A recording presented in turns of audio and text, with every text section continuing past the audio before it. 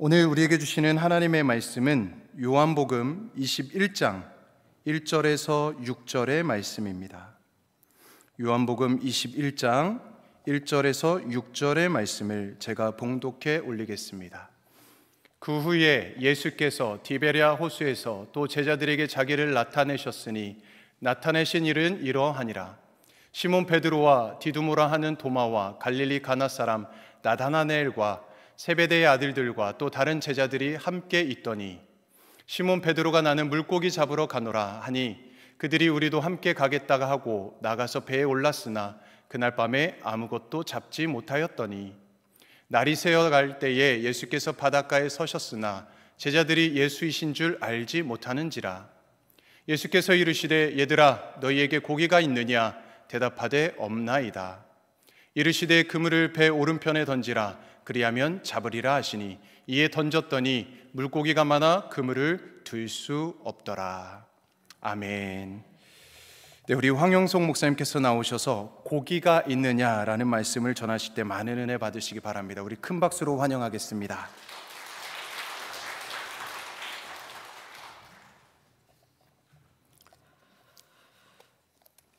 다음 주 바베큐 아사도 할 때 절 부르시지.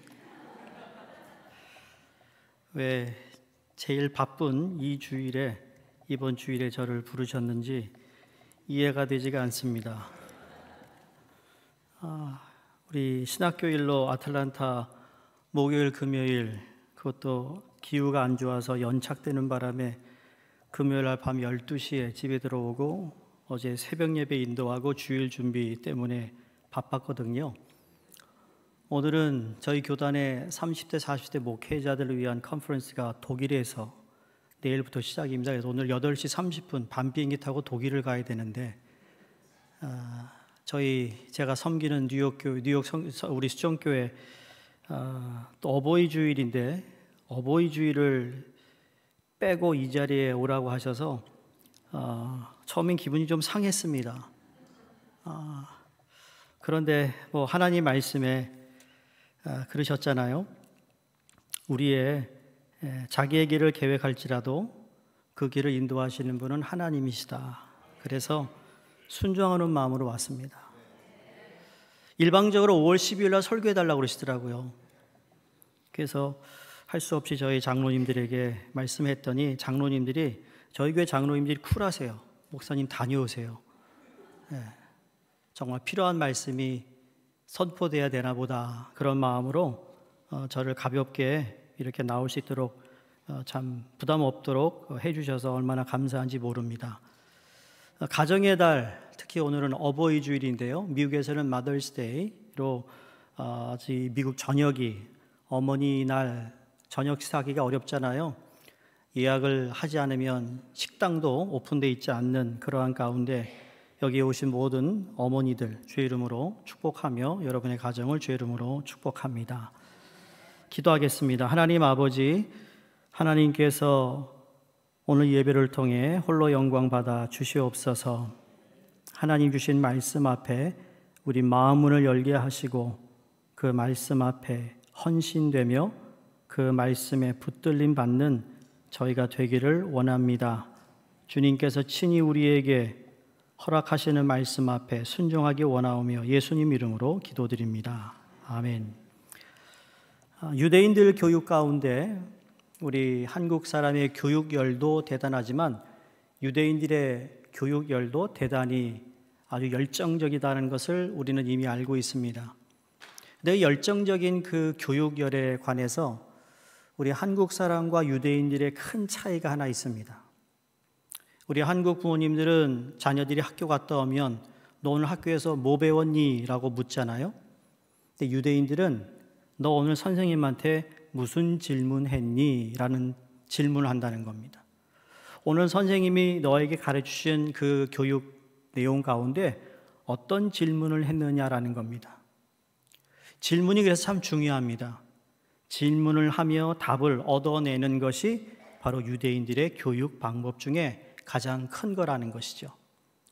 그래서 좋은 성적을 받는 것도 중요하지만 스스로 깨달아 공부를 왜 해야 되는지를 아는 그 아이는 단지 점수를 올리기 위해 공부하는 아이보다 훨씬 더 멀리, 더 깊이 나간다는 의미가 거기에 포함되어 있습니다.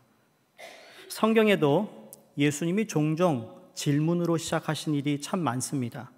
예를 들어 어디 있느냐라는 질문은 종종 등장하는 것으로 성경에서 우리가 보게 되죠. 나병 환자 10명을 고쳐주신 후에 그 중에 한 명이 주님께 돌아와서 자신이 치유된 것을 감사하러 왔을 때 주님의 첫 말씀이 뭐냐면 10명이 치유를 받았을 텐데 그 9은 어디 있느냐였습니다. 창세기에 보면 가인이, 형이 동생 아벨을 죽입니다.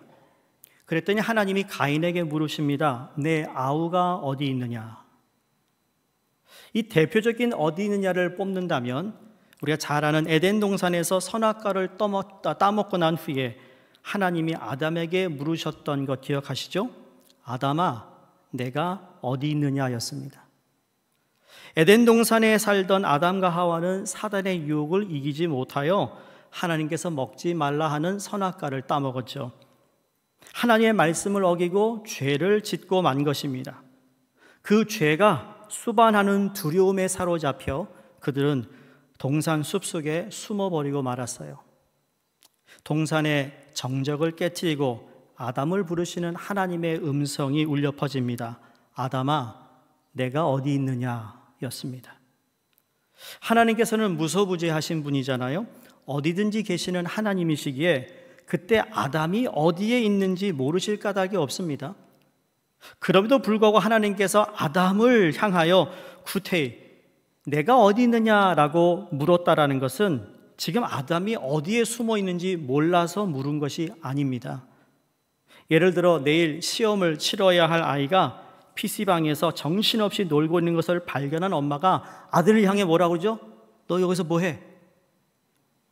여러분, 그렇게 엄마가 아들에게 물었던 그것은 너의 소재를 알지 못해서가 아니라 지금 있어서는 안 될 곳에 내가 있다라는 것을 일깨워 주려는 역설적 강조법이잖아요.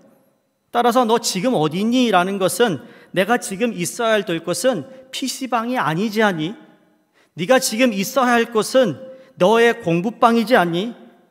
내가 지금 PC방이 아니라 시험 준비하는 것이 더 중요한 것이 아니라는 것을 묻고 있는 것이라는 거죠.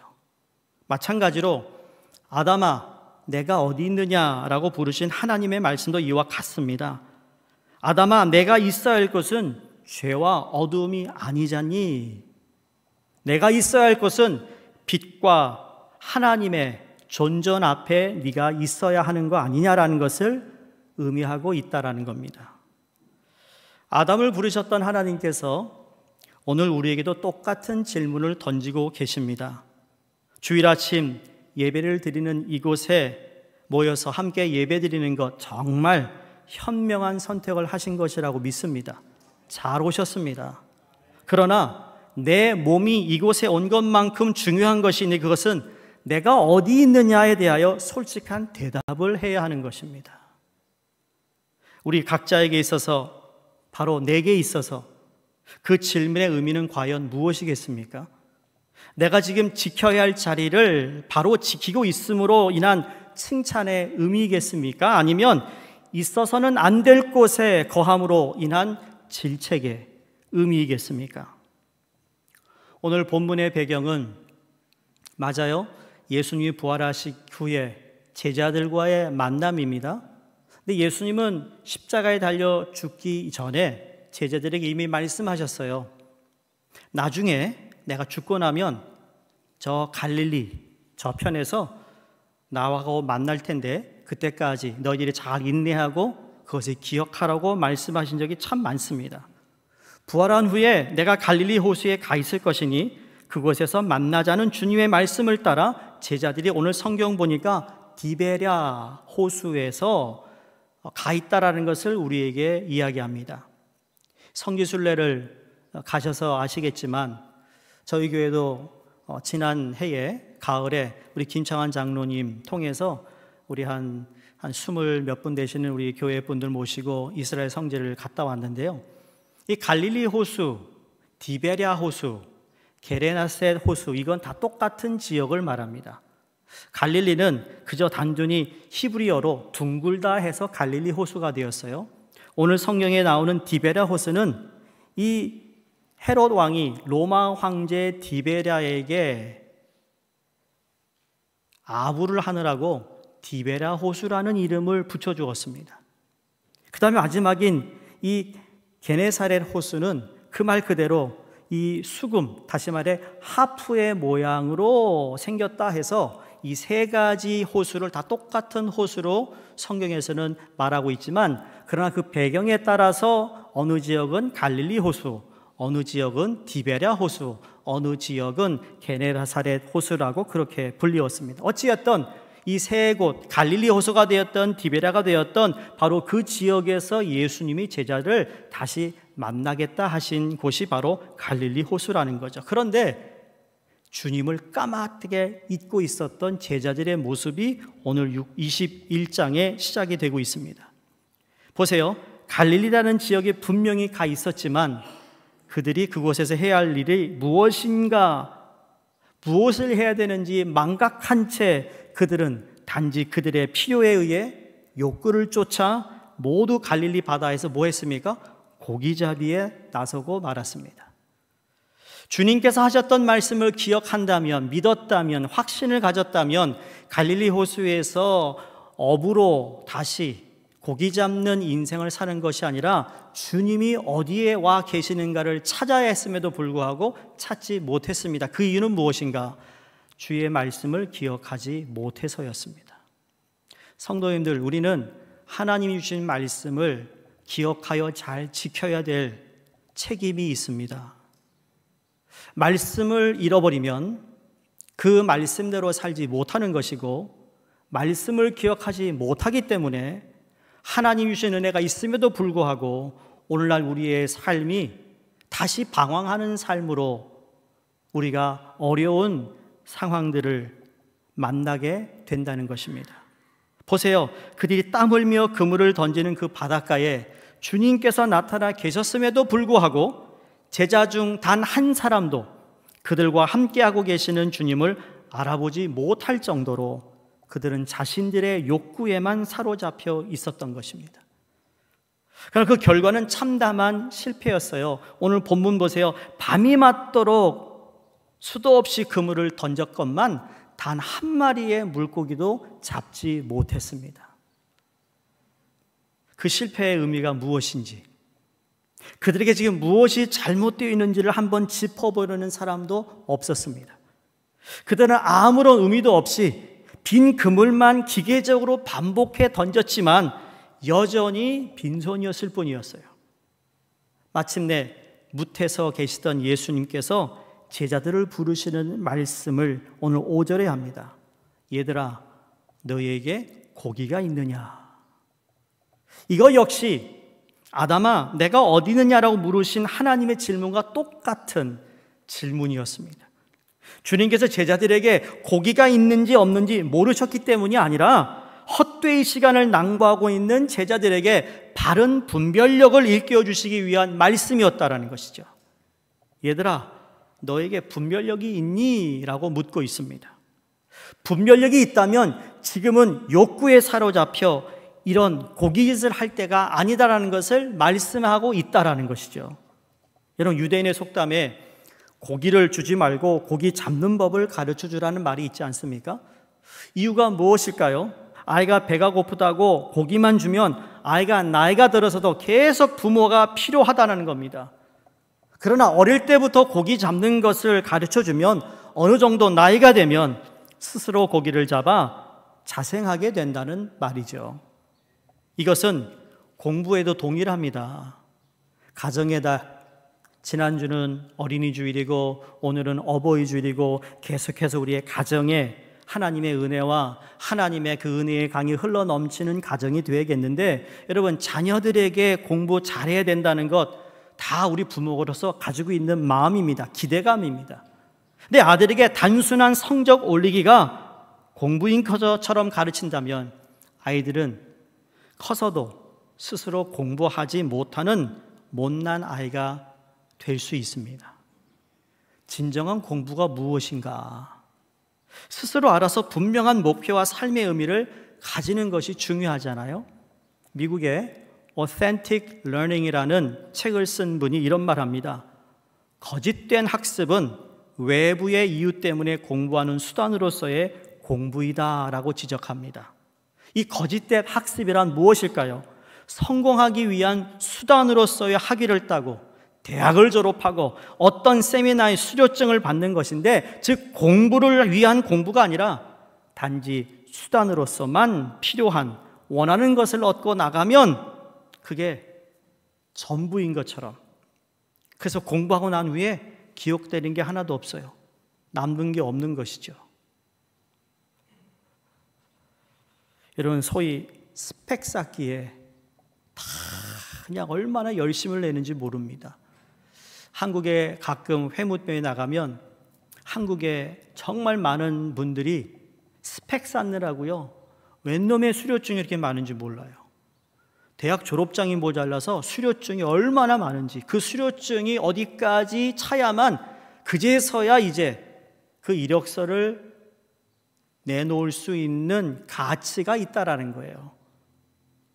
그걸 들으면서 참 슬프더라고요. 그 사람의 됨됨이보다 스펙이 너무 더 중요한 거예요. 한 10몇 년 전에 나온 책인데, 스토리가 스펙을 이긴다라는 책이 있습니다. 책을 좋아하시는 분들에게 권해드리는 책인데, 거기에 보면 저자가요, 두바이에 있는 세븐스타 호텔과 필리핀에 있는 마닐라 호텔을 두 군데를 비교하는 내용이 나옵니다. 두바이를 갔더니 두바이의 7성급 호텔에 갔더니 말이에요, 가이드가 이건 세계 최초로, 이건 세계 최고의 건물이고 세계 최초로 만든 것이고 그러면서 엄청난 그런 자랑을 하는데, 처음에는 와 그러다가 그 다음부터는 너무너무 질리더래요. 보는 것마다 세계의 최고, 세계의 최초라는 말이 더 이상 듣고 싶지 않더라는 겁니다.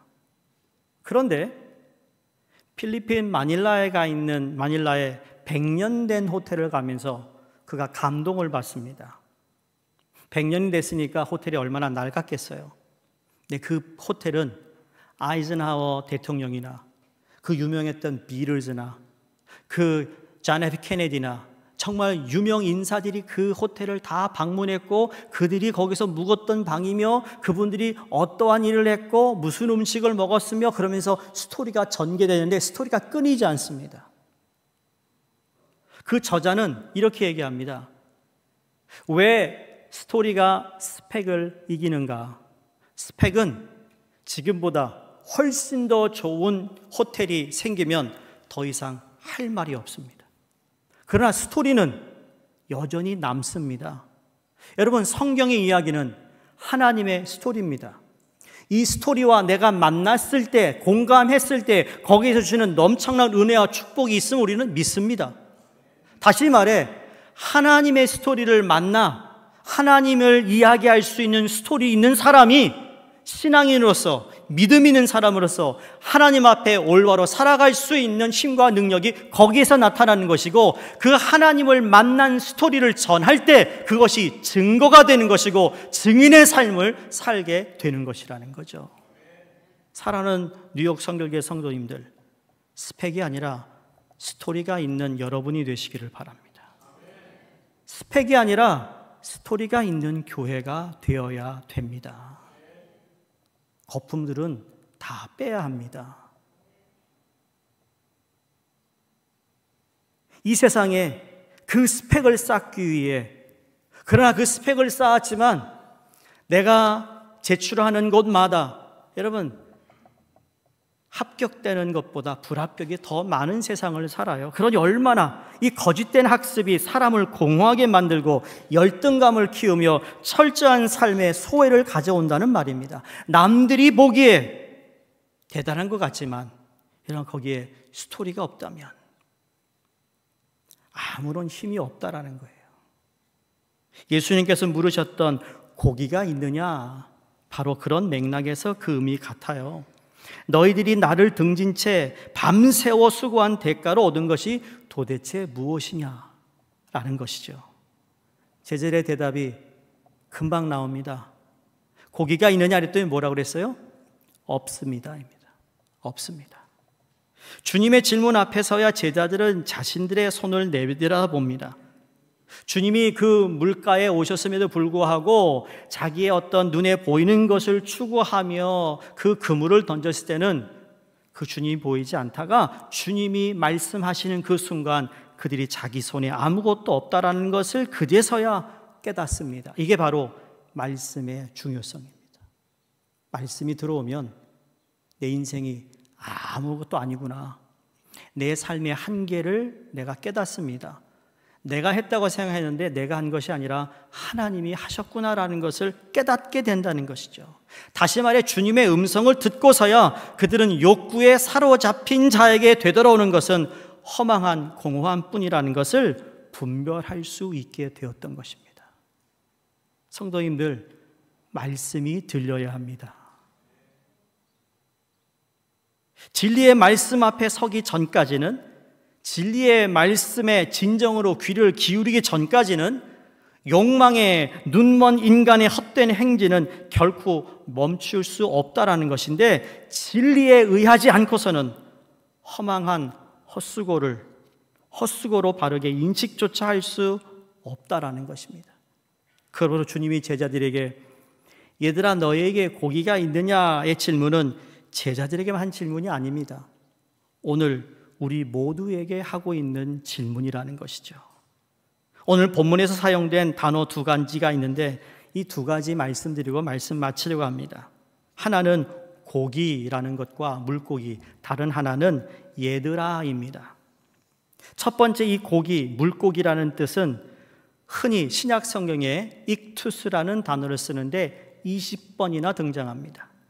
예를 들어 우리가 잘 아는 성경 말씀 가운데 너희 중에 누가 아들이 떡을 달라 하면 돌을 주며 생선을 달라 하면 뱀을 줄 사람이 있겠느냐, 여기에서 이 생선이 바로 익투스라는 단어를 사용합니다.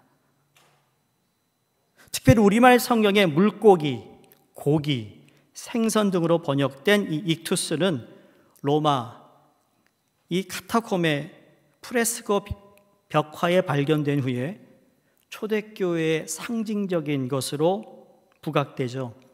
1세기 지중해 해안에서 살았던, 핍박을 받았던 믿음의 선조들이 로마 제국에 의해 큰 핍박을 받게 되잖아요. 그래서 이 초대교회 성도들은 지하 공동묘주인 카타콤에 숨어 지낼 수밖에 없었습니다.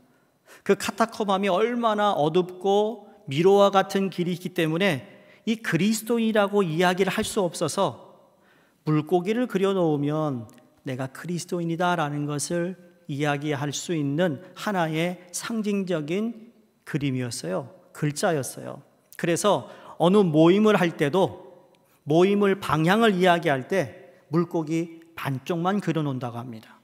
그리고 가고 나면 또 다른 쪽에 물고기 또 반쪽에 그림을 그려놔서 모임 장소를 그렇게 알렸다고 하는 말이 있듯이 이 물고기 표식은 자신이 그리스도인이라는 신분을 알리는 일종의 암호와도 같았던 것이죠. 그런데 보세요. 이렇게 물고기가 그리스도인의 상징이 된 것은 헬라어 단어의 다음과 같은 특징 때문입니다. 물고기, 이 물고기가 익투스인데 그 단어 하나하나 5단어를 따서 맨 앞 문자를 땄더니 익투스가 되는 거예요. 그 익투스는 예수, 그리스도, 하나님, 아들, 그 다음에 구세주라는 말이 거기에 포함되어 있어서 물고기가 그리스도인이라는 것을 이야기하는, 소위 아까 말씀드린 일종의 나의 신분을 이야기하는 암호였더라는 것이죠. 그런데 오늘 예수님께서 제자들에게 너에게 고기가 있느냐라는 이 질문은 너에게 익투스, 물고기가 있느냐라는 것을 사용하지 않았다라는 겁니다. 주님께서 신약 성경에, 특히 복음서에 예수님께서 물고기를 이야기할 때 오늘 본문에 나온 이 물고기만큼은 익투스가 아니라 프로스피가운이라는 단어를 사용합니다.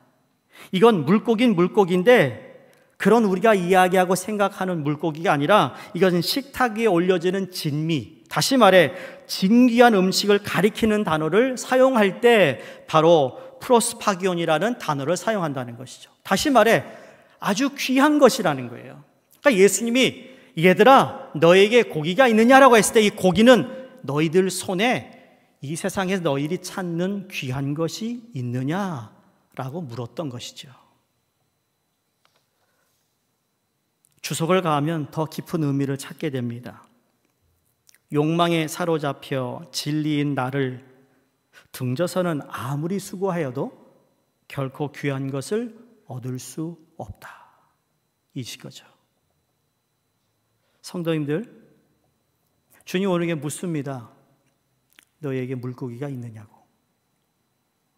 두 번째 단어는 제자들을 부르시며 사용하신 얘들아라는 단어입니다. 이것 역시 파이리온이라는 단어를 사용하는데 아주 작은 어린아이들을 지칭하는 단어입니다. 근데 이미 성인이 된 제자들을 부르는데 사용하기에 전혀 적합하지 않은 단어를 주님이 사용하고 있습니다. 만약에 이 소설이든지 아니면 편지를 쓸 때 이 철든 성인들에게 아이들이라고 불렀다면 이것은 모독적인 발언일 수도 있는 것이라는 거죠. 그러나 제자들에게 얘들아, 그 말은 무슨 말일까요? 어린아이들아 라고 부르셨던 그 뜻의 의미는 무엇일까요? 지금 자신들이 해야 할 것이 무엇인지, 있어야 할 곳이 어디인지 알지 못한 채 단지 허망한 바다를 향해 헛수고만 하고 밤을 새워가며 열심히 헛수고하는 제자들을 향하여 주님 눈에는 그들이 어린아이였어요. 주님의 눈에 그들은 철없는 아이와 같이 비추어졌던 것이라는 것이죠. 주님께서 제자들에게 말씀하십니다. 얘들아 너에게 고기가 있느냐라는 것은 이 철부지들아, 그처럼 철없이 살아서는 귀한 것을 절대로 얻을 수 없다입니다. 그렇다면 우리는 어떻습니까? 우리는 철부지 아이들입니까? 아니면 분별력을 지닌 성인들입니까? 무엇인가 잡으려고 그처럼 길을 쓰고 있는 우리 손 안에 들어있는 것은 정작 무엇입니까? 라는 질문을 안 할 수가 없습니다. 여러분 손에 쥐어진 것이 진정한 귀한 것들입니까? 아니면 허무한 공허뿐입니까? 주님께서 요한복음 15장 5절에 이렇게 말씀하셨어요. 나는 포도나무여 너희는 가지니 저가 내 안에 내가 저 안에 있으면 이 사람은 과실을 많이 맺나니, 그 다음 뭐라 그랬죠? 나를 떠나서는 너희가 아무것도 할 수 없다. 성도님들, 우리는 주를 떠나서는 아무것도 할 수 없습니다. 내가 뭔가 할 수 있다고 할 때 그건 교만이요, 내가 할 수 있다 생각할 때 여러분 그건 하나님 앞에서 큰 실수를 범하는 것입니다. 근데 내가 그걸 할 수 있게 하신 하나님을 찬양하는 것이고 그것을 허락하신 하나님께 모든 영광을 돌려드릴 때 내 안에 계신 주님이 나를 통해 역사하시는 것이죠. 그래서 사도 바울은 나는 매일 죽노라. Christ in me is to live, to die is to gain 이라고 얘기했어요. 내 안에 예수 그리스도가 살아 계셔야만, 근데 그분이 살기 위해선 내가 죽어야 되는 거예요. 어려운 이야기죠. 여러분, 우리가 아무리 신앙생활 잘해도 죽읍시다, 그 말을 좋아할 사람이 어디 있습니까? 그런데 우리는 죽어야만 다시 부활하는 거예요. 죽어야만 새 생명이, 새 능력이 나타나는 거예요. 죽지 않아서가 문제인 거예요. 가정의 아내, 남편, 여러분 죽지 않아서 그런 거죠. 부모와 자녀 관계 죽지 않아서 그런 거예요. 교회 안에서 죽지 않아서 그런 거예요. 주거 안에 죽지 않아요. 길이요 진리요 생명이신 주님을 떠나서는 우리는 헛수고인 줄 알지 못한 채 헛되이 반복하는 철부지들 수밖에 없다라는 사실입니다. 쿠바에 바닷가에 늙은 어부가 살고 있었습니다. 어느 날 고기를 잡기 위해 바다로 나갔어요. 어이된 영문인지 한 마리의 고기도 건질 수 없었습니다. 하루, 이틀, 열흘, 20날, 너무 이제 84일이나 됐는데도 여전히 그는 한 마리의 고기도 잡지 못했습니다. 마침내 84일째가 되는 날 길이가 무려 한 18척이나 되는 거대한 말린이라고 하죠. 청새치를 만나 사흘 밤낮 이 사투 끝에 결국 그 청새치를 포악하게 되었어요. 그 정도의 크기라면 지난 석 달 동안 공친 것을 비하면 야, 이건 충분하다, 가치가 있다, 그런 생각하고 황홀한 만족감으로 가지고 집을 향해 뱃머리를 돌립니다. 근데 그 기쁨도 잠시였어요. 늙은 어부는 뜻하지 아니한 상어떼의 공격을 받게 됩니다. 이번에는 자신이 잡은 이 청새치를 지키기 위해 또 사투를 벌이지만 해안에 도착할 때는 남은 것이 없는 앙상한 뼈만 남았습니다. 앙상한 뼈가 남은 그 18척이나 되는 거대한 청새치는 쓰레기 이상의 의미밖에 없었습니다. 결국 늙은 어부는 쓰레기 조각을 위해 무려 90일이나 허비했다는 것을 알게 됩니다. 이 이야기는 우리가 잘 아는 해밍웨이의 소설인 노인과 바다에서 나오는 이야기입니다. 우리에게 주는 교훈이 참 큽니다. 쫓을 수 없는 것을 끝까지 쫓으려다가 허망하게 빈손이 되어버린 늙은 어부의 두 손, 84일 동안 쉼없이 낚시를 던지느라 얼마나 고생했어요. 사흘을 낚싯줄을 잡고 밤낮으로 청새치와 사투를 벌입니다. 그 위에는 상어, 떼들을 만나 그 공격을 물리치느라고 지칠 대로 지쳐있고 찢어질 대로 찢어져서 상추투성이가 되어버렸습니다.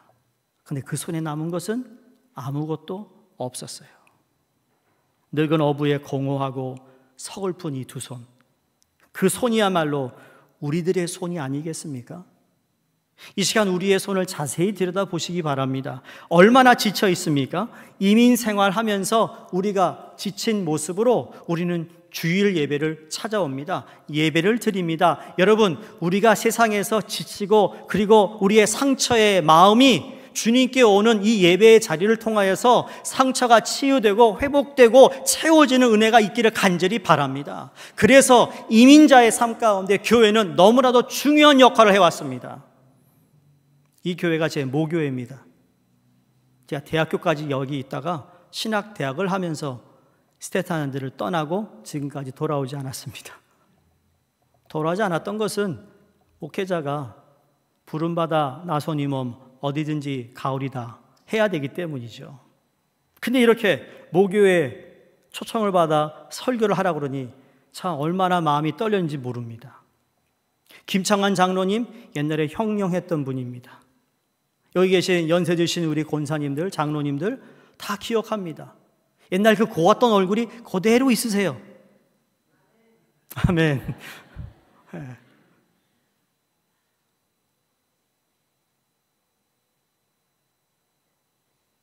인생을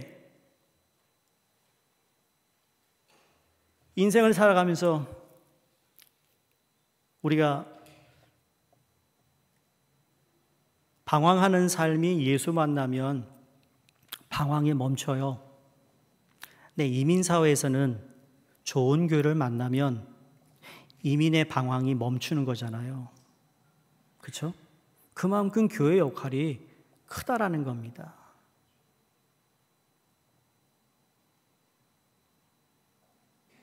일주일 내내 여러분이 일하는 곳에서 일터에서 힘들게 일하시고 주일날은 참 멋있게 옷을 입고 좋은 차를 타고 교회에 오는 것 다 좋아 보입니다.